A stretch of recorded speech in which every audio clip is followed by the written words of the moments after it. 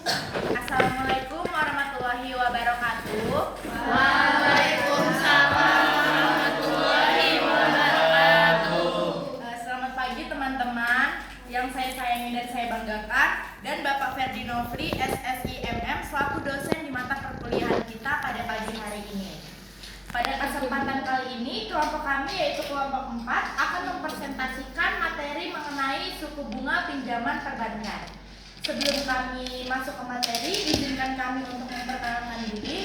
Perkenalkan, nama saya Nada Kesyana Zahra dengan NIM 96202504 dan rekan-rekan saya. Perkenalkan, nama saya Halimatul Solihah dengan NIM 9620250551 sebagai pemateri. Perkenalkan, nama saya Asal Saudara Ramadhani dengan NIM 96202506 sebagai pemateri. Perkenalkan, saya Muktian Zulaika dengan NIM 96202502 sebagai pemateri. Baik, sebelum kita masuk ke materi, di sini ada tujuan pembelajaran. Tujuan pembelajaran pada materi pada pagi hari ini yang pertama untuk memahami peran suku bunga dalam menentukan biaya pinjaman. Yang kedua ada menjelaskan cara kerja dan perhitungan suku bunga flat, efektif serta anuitas. Yang ketiga ada menganalisis perbedaan beban angsuran dari masing-masing metode suku bunga. Yang keempat ada menilai kelebihan dan kekurangan sistem suku bunga fix dan floating. Nah, di sini ada 3 metode perhitungan bunga bank, yaitu ada bunga flat, efektif, serta anuitas. Untuk materi pertama yaitu bunga flat yang akan dibawakan oleh Mukti. Kepada saudari Mukti dipersilahkan. Baik, terima kasih moderator atas kesempatannya. Izin mengambil alih. Di metode perhitungan bank ada yang namanya bunga flat. Bunga flat adalah jenis perhitungan suku bunga yang besarnya tetap dan mengacu pada jumlah pokok utang di awal, bukan dari pada sisa pinjamannya. Jadi artinya meskipun cicilan sudah berjalan dan sisa utang di bank makin kecil, jumlah bunga yang dibayar setiap bulan itu tetap sama. Terus berikutnya ada tingkat bunga flat. Tingkat bunga flat adalah tingkat bunga yang dihitung berdasarkan saldo pinjaman awal. Konsep tingkat bunga flat muncul untuk pelunasan pinjaman dengan angsuran. Jadi angsuran ini biasa digunakan oleh tingkat bunga flat itu saat kita kredit kendaraan atau kredit elektronik. Terus adapun rumus dari bunga flat adalah angsuran buka kurung pokok pinjaman ditambah pokok pinjaman dikali suku bunga dikali lama pinjaman tutup kurung per lama pinjaman. Oke, itu saja dari saya kembalikan ke moderator. Baik, terima kasih kepada Mukti atas materinya. Materi selanjutnya yaitu ada bunga efektif yang akan dibawakan oleh Salsa. Kepada Salsa dipersilakan. Terima kasih moderator, izin mengambil alih. Jadi bunga efektif adalah metode perhitungan bunga kredit yang didasarkan pada pokok pinjaman yang tersisa sehingga bunga semakin kecil setiap bulannya. Dengan karakteristiknya, bunga efektif yang pertama, bunga dihitung dari saldo pinjaman yang tersisa. Yang kedua, total cicilan per bulannya menurun. Yang ketiga, lebih adil dibandingkan bunga flat. Yang keempat, banyak digunakan pada KPR dan kredit jangka panjang. Nah, bunga efektif dianggap lebih adil karena total pembayaran bunga lebih ringan, terutama untuk pinjaman jangka panjang seperti KPR. Selanjutnya yaitu rumusnya ada 3. Yang pertama menggunakan angsuran pokok, yaitu angsuran pokok sama dengan harga pokok per jumlah bulan kredit. Yang kedua bunga bulan KN, bunga KN sama dengan pokok pinjaman dikurang N dikurang 1 dikali angsuran pokok dikali suku bunga per 12. Yang ketiga, total angsuran bulan KN. Total angsuran KN sama dengan angsuran pokok ditambah bunga KN. Sekian dari saya berikan ke moderator. Baik, terima kasih kepada Salsa atas pemaparan materinya. Selanjutnya ada materi bunga anuitas yang akan dibawakan oleh Halimah. Kepada saudari Halimah dipersilakan. Baik, terima kasih moderator atas kesempatannya. Di sini akan saya menjelaskan bunga anuitas. Anuitas adalah metode pembayaran pinjaman dengan jumlah angsuran total yang tetap setiap periode, tetapi bagian pokok meningkat, bagian bunga menurun.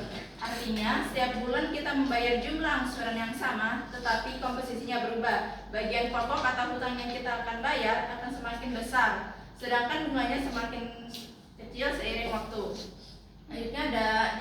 anuitas. Yang pertama ada ordinary annuity atau anuitas biasa, yaitu dibayar setiap akhir periode. Jadi pembayarannya dilakukan setelah periode berjalan selesai. Yang kedua ada annuity due atau anuitas di muka, yaitu dibayar di awal periode. Artinya pembayaran dilakukan pada awal waktu atau sebelum periode dimulai. Selanjutnya ada rumus anuitas. Yang pertama ada rumus cicilan A jika nilai pinjamannya sudah diketahui.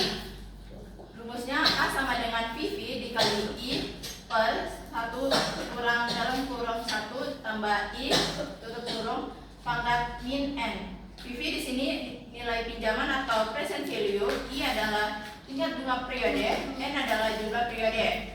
Yang kedua ada rumus menghitung nilai pokok pinjaman PV jika cicilannya sudah diketahui.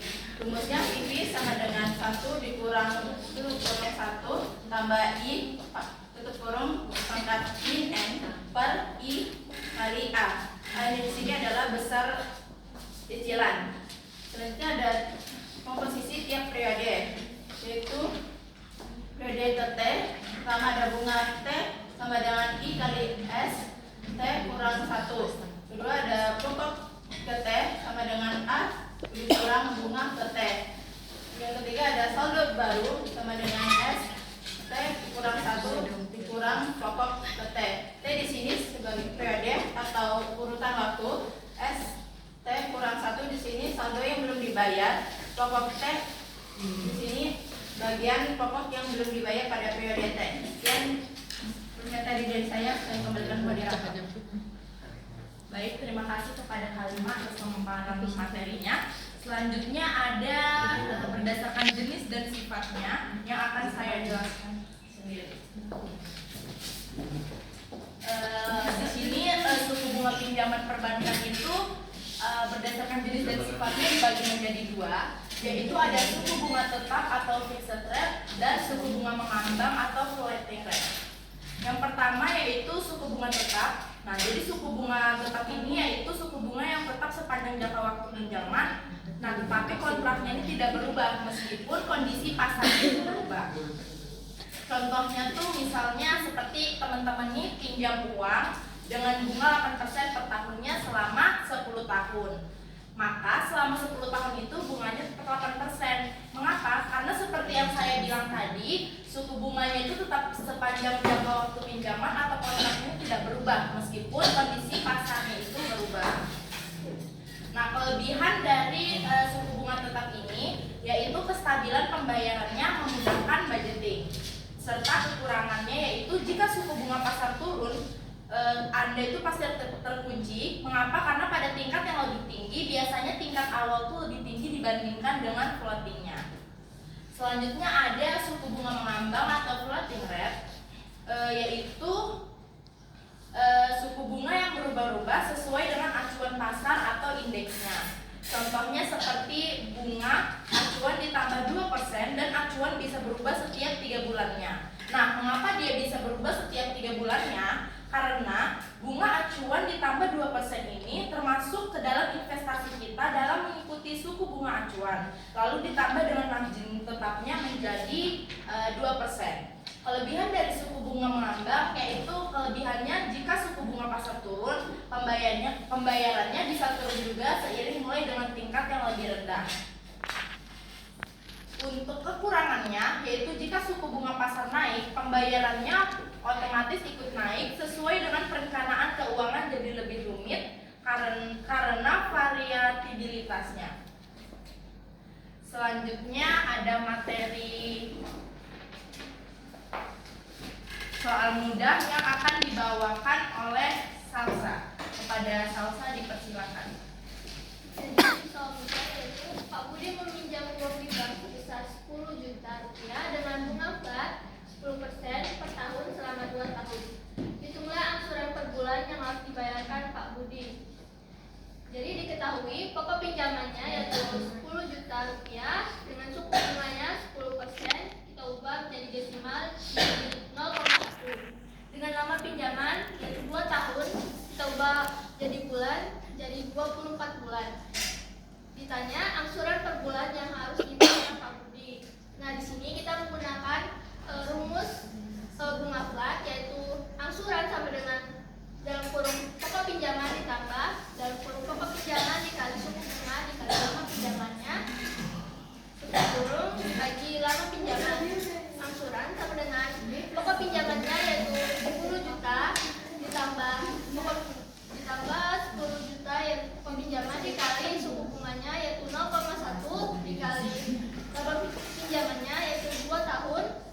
dibagi 24 bulan. Jadi angsurannya 10 juta ditambah 2 juta dibagi 24 juta. Angsurannya sama dengan 12 juta dibagi 24 sama dengan 500.000. Jadi angsuran per bulan yang harus dibayar Pak Budi adalah 500.000 rupiah. Sekian dari saya kembalikan ke moderator. Baik, untuk materi selanjutnya kita akan membahas soal menengah. Jadi di sini ada soal yaitu Ibu Marni meminjam uang di bank sebesar 15 juta dengan jangka waktu 12 bulan. Angsuran pokok yang dibayarkan adalah 1.250.000 per bulannya dan suku bunga yang berlaku adalah 10% per tahun. Hitunglah bunga yang harus dibayarkan pada bulan ketiga. Kedua, total angsuran yang harus dibayarkan pada bulan ketiga. Di sini untuk soal menengah dipakai metode perhitungan suku bunga efektif. Mengapa saya bilang memakai metode suku bunga efektif? Karena angsuran pokoknya ini setiap bulan sudah ditentukan tetap menjadi 1.250.000 dan bunganya dihitung dari sisa pokoknya. Langsung saja kita jawab. Yang pertama, diketahui pokok pinjamannya 15 juta, N-nya sama dengan 3. Kenapa N-nya sama dengan 3? Karena bunga yang harus dibayarkan dan total angsuran yang harus dibayarkan itu yaitu bulan ketiga. Lalu angsuran pokoknya adalah 1.250.000 dan suku bunganya 10%, dijadikan desimal menjadi 0,10. Waktunya sama dengan 12 bulan karena Ibu Marni meminjam uang di bank dengan jangka waktunya 12 bulan.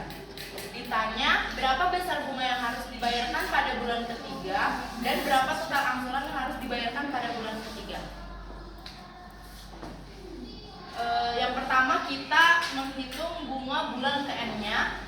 Bunga ke N sama dengan pokok pinjaman dikurang N dikurang 1 dikali angsuran pokok dikali suku bunga per 12. Bunga ke N-nya sama dengan 15 juta dikurang 3 kurang 1 dikali 1.250.000 dikali 0,10 per 12. Hasil 15 juta ini diturunin 15 jutanya, lalu dikurang 3 dikurang 1 dikali 1.250 menjadi 2.500.000 dikali 0,10 per 12 dan hasil dari 15 juta dikurang 2.500 menjadi 12.500.000 dikali 0,10 per 12, yaitu bunga ketiganya 1.250.000 per 12. Jadi hasilnya hasil dari menghitung bunga bulan ke N yaitu 104.166,67 rupiah. Selanjutnya kita menghitung total angsuran bulan ke N. Total angsuran ke N sama dengan angsuran pokok ditambah bunga ke N. Total angsuran pada bulan ketiga ini yaitu 1.250.000 ditambah dari hasil menghitung bunga bulan ke N yaitu 104.166,67 rupiah.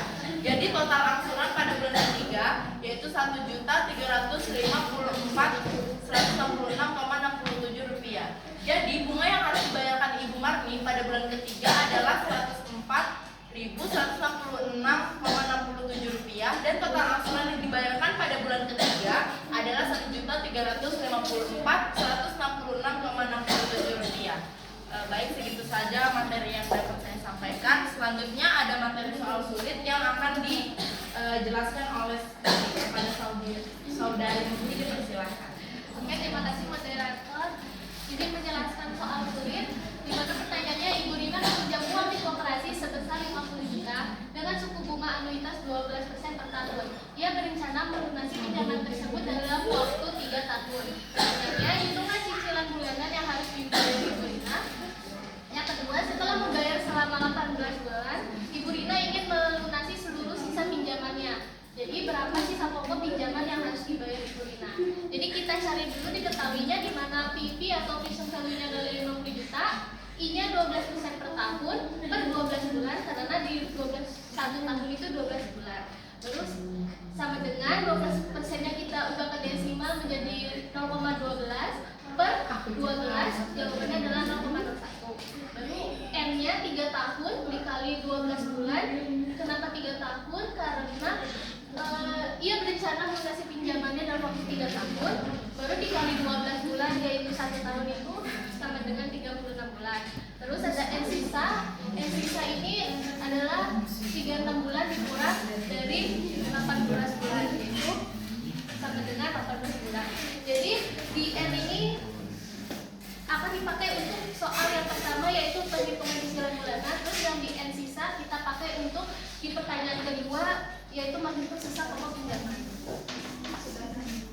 Oke, yang pertama kita mencari perhitungan cicilan bulanan dengan rumus anuitas, yaitu A sama dengan PV dikali I per 1 dikurang 1 ditambah I pangkat min N. A-nya tadi PV-nya adalah 50 juta dikali I-nya tadi 0,01 per 1 dikurang 1 ditambah I tadi 0,01 pangkat M. N-nya itu adalah 36. Baru kita ke bawah, A-nya sama dengan 500.000 per 1 kurang 1,01 pangkat min 36. Jadi kita ke bawahnya 500.000 per 1 dikurang 0,6966431 adalah jawaban dari mencari 1,01 pangkat 36. Baru A-nya sama dengan 500.000 per 0,30335369. Jawaban dari 1 dikurang 069066431, dan total akhirnya adalah 1 juta. Jadi jawaban benarnya sebenarnya yang ini, guys. Jadi ada kesalahan dari desimal di sini. Jadi harusnya 1.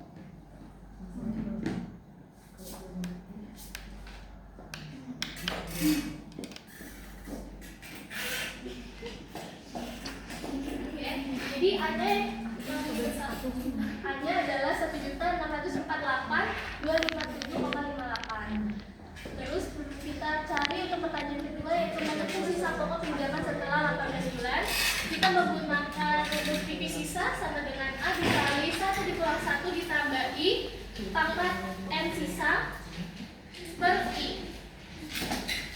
Min N sisa, mohon maaf. Terus ada di bawahnya PV sisa sama dengan A-nya adalah 1.648,257,58 dikali 1 dikurang 1 ditambah 0,01 min 18 per 0,01. PV sisa sama dengan 1.648,257,58 dikali 1 dikurang 0,83477545 hasil dari 1 tambah 0,01 pangkat min 8 per 0,01.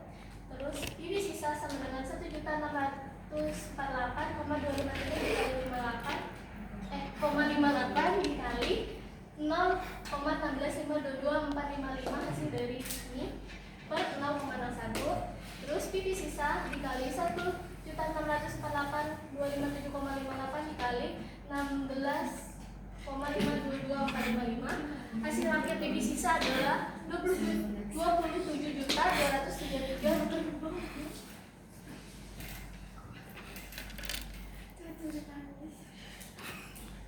Mohon maaf, saya lanjutkan. Hasil akhir PV sisa sama dengan 27.233.748,44. Jadi cicilan bulanan yang harus dibayar Ibu Rina adalah sekitar 1.448.257,58, dan sisa pokok pinjaman yang harus dibayar Ibu Rina adalah sekitar 27.233.748,44. Terus dianggap sulit soal ini karena butuh ketelitian. Jadi bagian pangkat dan pembagian tanda ini bisa keliru. Baru jadi siswa itu harus menyelesaikan perhitungan pertama, yaitu perhitungan cicilan bulanan, harus dengan benar. Jadi kalau tahap 1 salah, otomatis di tahap kedua salah, karena yaitu kita mengikuti dari perhitungan cicilan bulanan. Seperti saya tadi salah masukin ada kesalahan teknis dari as ini. Kalau saya tetap mengikuti hasil dari yang ini, pasti otomatis di bagian sini juga salah. Makanya sebenarnya tadi saya perbaiki. Terus ada yang kedua, perhitungan pangkat negatif dan menghubungkan. Jadi jangan salah, di perhitungan cicilan bulanan kita menggunakan min N, dan di perhitungan sisa pokok pinjaman menggunakan N sisa. Jadi jangan kebalik. Jadi kalau misalnya kalian memakai N sisa dan min N sisa, itu soal ini menjadi salah. Terus di anuitas ini menggunakan konsep anuitas lengkap. Sekian dari penjelasan saya kembalikan ke moderator. Baik, terima kasih kepada Mufti atas pemaparan materinya. Selanjutnya ada kesimpulan dari presentasi kami pada pagi hari ini, yaitu suku bunga pinjaman merupakan faktor utama yang menentukan besar kecilnya biaya yang harus dibayar debitur kepada bank. Setiap metode perhitungan bunga flat, efektif, dan anuitas memiliki cara kerja yang berbeda, sehingga menghasilkan beban angsuran yang tidak sama. Bunga flat cenderung menghasilkan angsuran tetap, bunga efektif menurunkan angsuran seiring berkurangnya pokok, sedangkan anuitas menggabungkan unsur keduanya dengan cicilan total yang relatif tetap, namun komposisinya berubah. Selain itu, pemahaman mengenai suku bunga fix dan floating penting untuk menilai stabilitas serta resiko perubahan suku bunga selama masa pinjaman. Dengan memahami perbedaan tersebut, seseorang dapat lebih bijak dalam memilih jenis bunga yang sesuai dengan kebutuhan dan kemampuannya. Bisa dilihat di sini referensi yang kami dapatkan untuk materi ini. Selanjutnya kami membuka sesi diskusi, yaitu ada 2 sesi. Pertama, untuk sesi pertama ada 3 orang penanya. Apakah ada yang bersedia untuk bertanya? Baik, untuk Rika dipersilahkan. Terima kasih kepada moderator telah mengizinkan saya bertanya. Perkenalkan, nama saya Rika dari kelompok 1. Saya ingin bertanya pada slide bunga flat, mengapa pada perhitungan bunga flat besarnya angsuran per bulan itu selalu tetap meskipun pinjamannya itu semakin lama semakin berkurang? Terima kasih. Baik, terima kasih kepada Rika atas pertanyaannya. Untuk izinkan kami untuk menampungnya terlebih dahulu. Pertanyaan selanjutnya dari Dela, kepada Dela dipersilakan. Baik, terima kasih. Moderator izin bertanya. Perkenalkan, nama saya Dela Febriati dari kelompok 6. Di sini saya ingin bertanya. Jadi apa kerugian dari sistem bunga efektif pada pihak bank? Itu saja, terima kasih. Baik, terima kasih kepada Dela. Untuk pertanyaan terakhir, Aulia dipersilakan. Baik, terima kasih kepada moderator. Perkenalkan, nama saya Siti Aulia dari kelompok 2. Saya ingin bertanya, menurut kalian itu bagaimana cara bank menentukan margin atau spread pada floating rate? Itu saja, terima kasih. Baik, terima kasih kepada Aulia.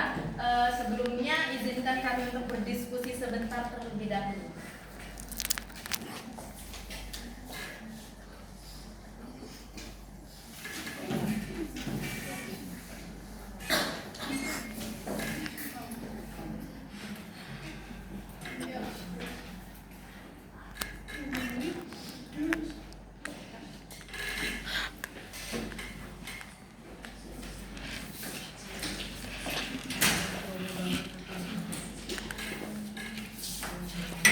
Baik, untuk pertanyaan pertama yaitu dari Rika akan dijawab oleh saudari Mukti, dipersilakan. Terima kasih moderator izin menjawab pertanyaan Rika, di mana pertanyaannya adalah mengapa pada perhitungan bunga flat angsuran per bulan selalu tetap meskipun pinjamannya semakin lama semakin berkurang. Sesuai dari penjelasan bunga flat tadi, di mana bunga dihitung dari pokok pinjaman awal bukan pada sisa pinjamannya, dengan artian pokok dan bunga sudah disepakati dan dijumlahkan sama rata untuk selama masa pinjamannya nanti. Makanya itu angsuran setiap bulan itu menjadi tetap dan tidak berubah-ubah. Itu saja dari saya kembalikan ke moderator. Baik, terima kasih kepada Mukti atas jawabannya. Apakah saudari Rika sudah puas dengan jawabannya? Terima kasih, jawaban dari materi sudah cukup terjawab. Terima kasih kepada Rika. Untuk pertanyaan selanjutnya, pertanyaan dari Dela akan dijawab oleh saudari Salsa. Kepada saudari Salsa dipersilakan. Terima kasih moderator. Izin menjawab pertanyaan dari saudari Dela. Nah, diketahui bunga flat yaitu jenis perhitungan suku bunga yang besarnya tetap dan mengacu pada jumlah pokok di awal. Nah, pendapatan bunga yang turun tiap bulan menyebabkan bunga dihitung berdasarkan sisa pokok pinjaman yang terus turun, yang mengakibatkan bank itu menerima bunga besar di awal aja, tapi pendapatan bunganya semakin kecil di tiap bulannya. Sekian dari saya kembalikan kepada Terima kasih kepada atas jawabannya. Kepada saudari Dela, apakah sudah puas dengan jawabannya? Baik, terima kasih kelompok 4. Jawabannya sudah terjawab. Terima kasih. Terima kasih Dela. Untuk pertanyaan terakhir di sesi pertama ini, pertanyaan dari Aul akan dijawab oleh saudari Halimah. Kepada saudari Halimah dipersilahkan. Jadi, terima kasih moderator atas kesempatannya. Saya akan menjawab pertanyaan dari Aulia. Jadi pertanyaannya bagaimana menentukan margin atau spread pada floating rate? Bank menentukan margin atau spread dengan menambahkan biaya di atas suku bunga acuan seperti BI rate. Tambahan ini digunakan untuk menutupi resiko biaya operasional dan memastikan bank tetap mendapatkan keuntungan. Sekian jawaban dari saya. Saya kembalikan kepada moderator. Baik, terima kasih kepada Halimah atas jawabannya. Apakah saudari Aulia puas dengan jawaban dari Halimah? Baik, terima kasih kepada komentar jawabannya sangat puas. Terima kasih. Terima kasih kepada Aulia. Selanjutnya kita membuka pertanyaan sesi kedua. Apakah ada yang bersedia untuk bertanya kepada kelompok kami? Baik, yang pertama saudari Uni, dipersilakan untuk bertanya. Terima kasih atas kesempatannya. Perkenalkan, nama saya Umi Lailatul Jana dari kelompok 5. Pertanyaannya tadi terdapat pada soal sulit dalam metode rentras mengapa walaupun cicilan bulanan Ibu Rina tetap, bagian bunga terus menurun sedangkan bagian pokok terus meningkat seiring waktu. Itu saja, terima kasih. Baik, terima kasih kepada Umi. Izinkan kami untuk menampung terlebih dahulu. Untuk pertanyaan kedua dari saudari Alia, kepada saudari Alia dipersilakan. Terima kasih moderator atas kesempatannya. Perkenalkan, saya Alia Siva dari kelompok 2. Jadi pertanyaannya, mengapa penting bagi debitur memahami jenis suku bunga sebelum mengambil pinjaman? Itu saja dari saya. Terima kasih. Baik, terima kasih kepada Alia. Untuk pertanyaan terakhir di sesi kedua, apakah ada yang mau bertanya? Ya, kepada saudari Konita, dipersilahkan. Ya, terima kasih moderator atas waktu yang telah diberikan. Jadi pertanyaannya pada soal menengah, mengapa bunga bulan ketiga pada kasus Ibu Mani lebih kecil daripada bunga bulan pertama dan kedua? Terima kasih. Mohon maaf, bisa diulang, Konita? Pada soal menengah, mengapa bunga bulan ketiga pada kasus Ibu Mani lebih kecil daripada bunga pertama dan bunga kedua? Ya, terima kasih kepada Konita atas pertanyaannya. Izinkan kami berdiskusi terlebih dahulu.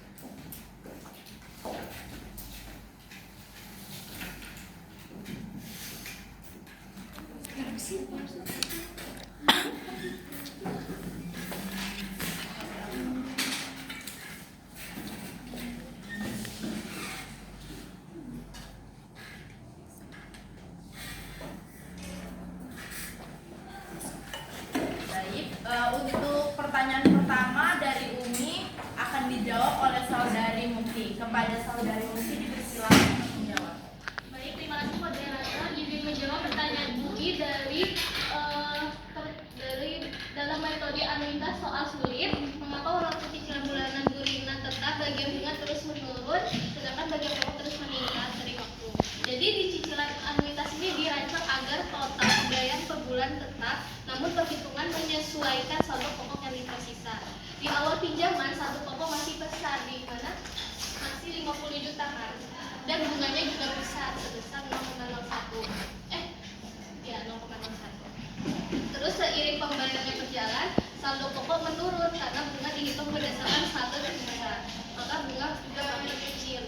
Sini jadi hasilnya kan jadi 1,48,57,8. Terus karena total cicilannya tetap, ketika bunga mengecil otomatis porsi pokok meningkat. Ini membuat komposisi cicilan berubah walaupun total angsurannya tetap sama. Itu saja dari saya kembalikan ke moderator.